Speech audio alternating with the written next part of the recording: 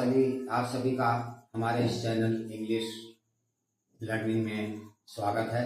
फिर एक बार दोस्तों, पिछले वीडियो में आपने प्रेजेंट इंडेफिनिट पढ़ा और समझा। आपके मन में एक बात, मैं थोड़ा सा आगे चलने से पहले मैं एक चीज आपको बताना चाहता हूँ। आप लोगों के भी मन में ये चीज आ रही होगी कि ये जो टेंसेज है, जो हिंदी टू इंग्लिश मैंने आपको बताया कि किस प्रकार से हिंदी टू इंग्लिश बनाते हैं, तो आपके मन में ये चीज आ रही होगी कि इसकी क्या जरूरत है। क्योंकि आजकल किसी भी क्लास में और किसी भी इंग्लिश स्कूल में इंग्लिश मीडियम का जमाना है, ज्यादातर लोग मोस्टली इंग्लिश मीडियम बच्चे हैं, हिंदी टू इंग्लिश नहीं सिखाया जाता। तो आपको भी ऐसा लग रहा होगा शायद इसकी इम्पोर्टेंस नहीं है, इसके विदाउट भी हम इंग्लिश सीख सकते हैं। आप सीख सकते हैं। इंग्लिश सीखने का या कोई भी लैंग्वेज सीखने का दो तरीके होते हैं। मैंने बताया हमारा वीडियो मनोवैज्ञानिक सिस्टम के ऊपर आधारित है। पहला सिस्टम एक तो ये है कि जैसे आप सोसाइटी में किसी ज्वाइन कर लेते हैं, जैसे इंग्लिश आपके रिश्तेदार या आपके फ्रेंड सर्किल ऐसी है जो कि मोस्टली इंग्लिश में बातचीत करती है, ऐसी कोई सोसाइटी से आप बिलोंग करते हैं, तो आप बिना रूल्स के इंग्लिश सीख जाते हैं। उसके लिए हिंदी टू इंग्लिश की कोई जरूरत नहीं है, रूल्स की भी विशेष उतनी कोई जरूरत नहीं है, टाइम लगता है लेकिन वो आदमी इंग्लिश सीख जाता। और दूसरा तरीका ये है कि हम बाय रूल सीख सकते हैं।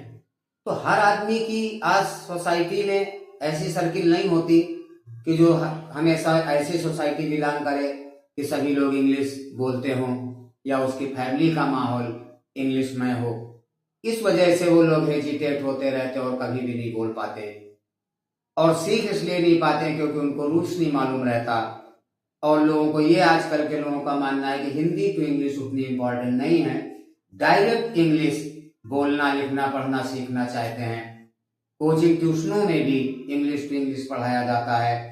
तो मेरे गाइस, मैं आपको एक चीज ये बताना चाहता हूँ, ये मनोवैज्ञानिक प्रभाव है कि वी आर इंडिया, हम लोग भारतीय हैं और हम लोग का जो कल्चर है वो हिंदी है, मदर टंग हमारी हिंदी है।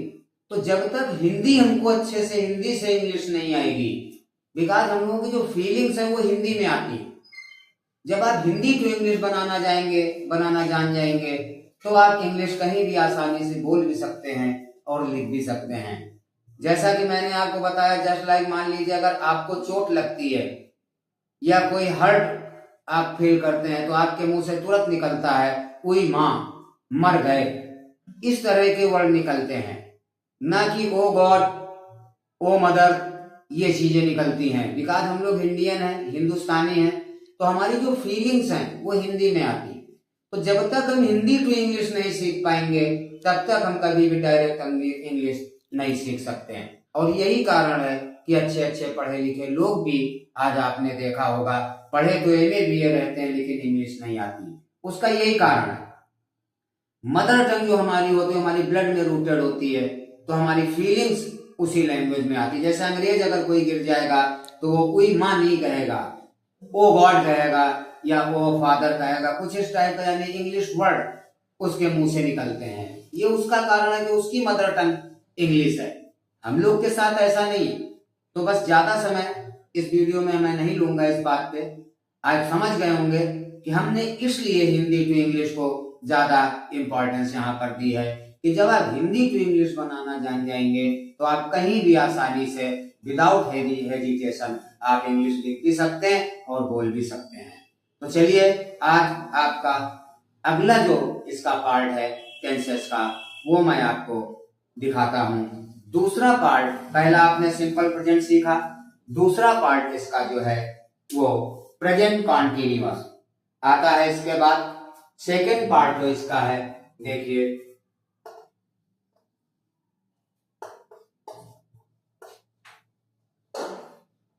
Present continuous.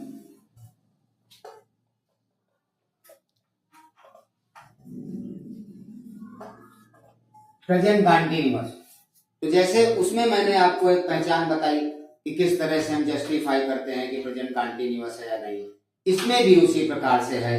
देखिए इसके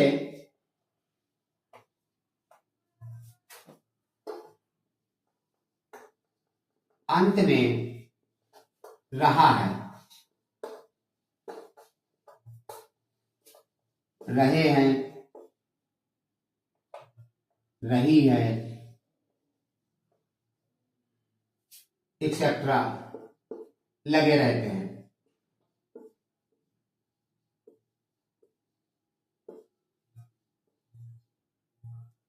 लगे रहते हैं उससे हम समझ जाते हैं, अगर रहा रही लगा हुआ है तो हम समझ जाते हैं कि ये प्रेजेंट कंटिन्यूअस का सेंटेंस है।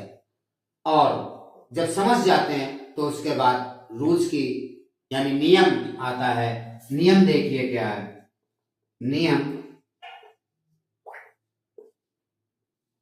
आपने पिछले सिंपल प्रेजेंट में पढ़ा, इसमें इज एंड आर का यूज नहीं होता था। अब ये जो आया है यानी कॉन्टिन्यूअस, इसमें देखिए, इसमें इज एंड आर के साथ मतलब इज एंड आर का भी यूज होगा और उसके साथ वर्ब जो होगी, वर्ब में आईएनजी फॉर्म लगाते हैं।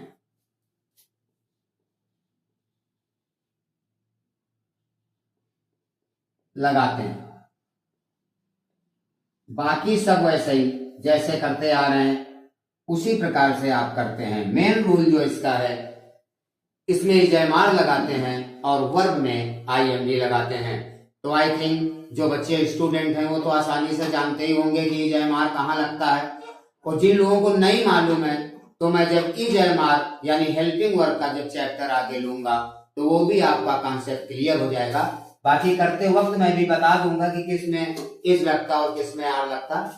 तो आइए अब इसका एग्जाम्पल देखते हैं कि किस प्रकार से हम इसको अप्लाई करते हैं। ऊपर का मैं इरेज करता हूं। एग्जाम्पल,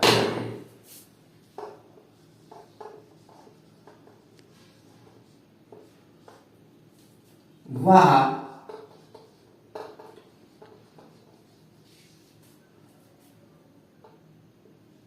खाना पका रही है।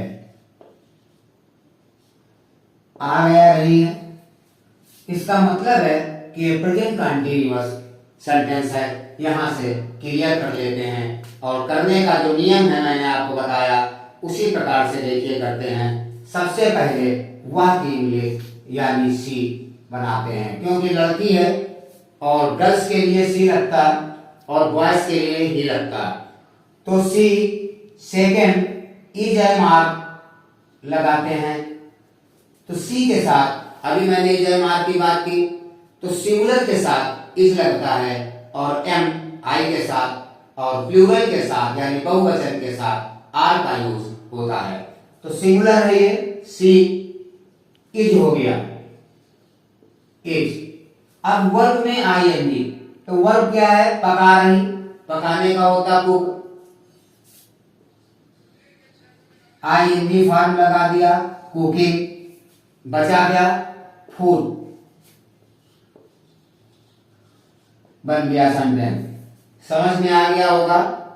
वह खाना पका रही है, ही सी, उसके बाद इजमार, फिर उसके बाद मेन वर्ब में आईएनजी यानी कुक में कुकिंग। बचा क्या, खाना, मैंने खाना उतार दिया, सेंटेंस कंप्लीट। आइए कुछ एक दो और एग्जांपल आपको दिखाते हैं। Example 1, example 2। मैं बाजार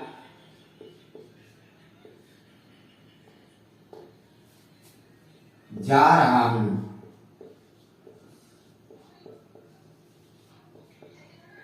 ये सेंटेंस रहा हूं आ गया यानी प्रेजेंट कॉन्टिन्यूअस क्लियर है। बनाइए, पहले आई अब इज एम आर के हिसाब से आई के साथ मैंने आपको बताया आई के साथ एम लगता है, आई एम, इसके बाद जा रहा यानी गोइंग, और गो के साथ मैंने बताया टू का जरूर यूज होता है, गोइंग टू, क्या बचा, बाजार यानी मार्केट।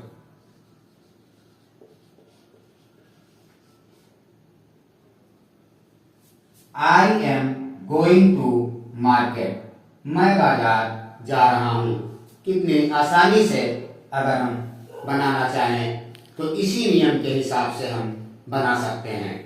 अब यहां पर अगर मान लीजिए तुम होता यानी यू होगा तो कोई चेंज नहीं आएगा, एम की जगह पर यू के साथ आर लग जाएगा बस। बाकी आप भी समझते, मैंने आपको बता दिया सिंगुलर के साथ इज, प्लूरल के साथ एम, फिर प्लूरल के साथ आर, सॉरी, और आई के साथ एम का यूज होता है। बाकी सेम वैसे ही है, आईएनजी फॉर्म सभी में लगाएंगे और आसानी से सेंटेंस उस रूल को अप्लाई करते हुए बना सकते हैं। तो मेरे ख्याल से अब आपको हमारी प्रेजेंट कंटीन्यूअस आज की बात यानी अफर्मेटिव सेंटेंस, ये सारे क्या है, पहला अफर्मेटिव सेंटेंस, इसके बाद निगेटिव और फिर उसके बाद इंट्रोगेटिव आता है।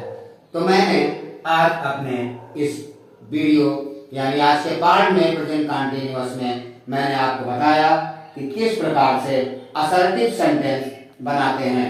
असर्टिव का अफर्मेटिव, अफर्मेटिव का मतलब जिसमें नॉट नहीं है, सिंपल है, सीधे सीधे आई का मैं और उसके बाद एम, जा रहा, गोइंग टू मार्केट। बिल्कुल साधारण तरीके से आप भी बना सकते हैं। इस प्रकार से आपके पास अगर कोई भी बुक है उनसे आप सेंटेंस निकाल लीजिए या अपने आप आसपास कोई बड़ा है उससे बुलवा करके आप करके देख सकते हैं।